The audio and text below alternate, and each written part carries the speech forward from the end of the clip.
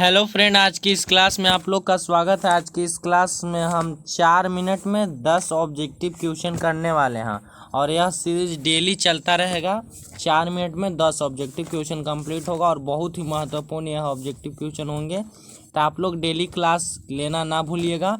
और अगर आपको इसका नोट्स लेना होगा तो आप लोग हमारे व्हाट्सएप ग्रुप में जुड़ सकते हैं, जिसका लिंक डिस्क्रिप्शन में दिया हुआ है। तो चलिए इस क्लास को स्टार्ट करते हैं।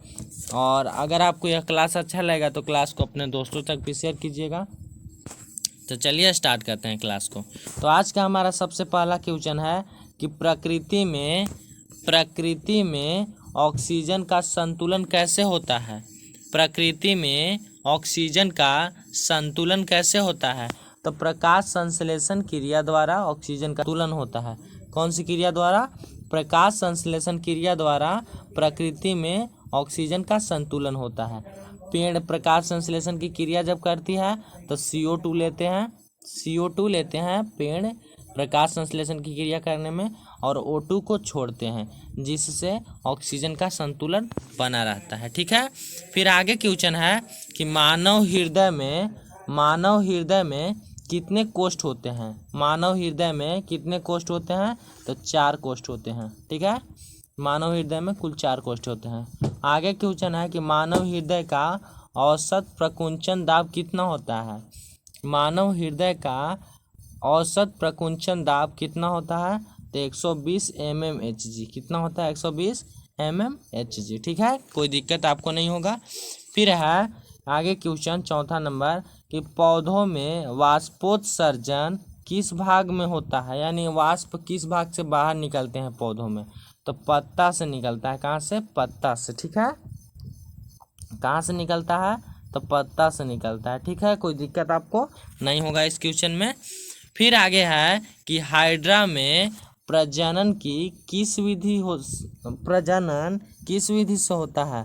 हाइड्रा में प्रजनन की कौन सी विधि होती है? तो मुकुलन होता है। कौन सा विधि होता है? मुकुलन। याद रखिएगा, कौन सा? मुकुलन। ठीक है, कोई दिक्कत आपको इस प्रश्न में नहीं होगा। फिर आगे चलते हैं और आगे क्वेश्चन है कि हीलियम कैसा तत्व है? तो हीलियम एक प्रकार का अक्रिय तत्व है। कैसा तत्व है?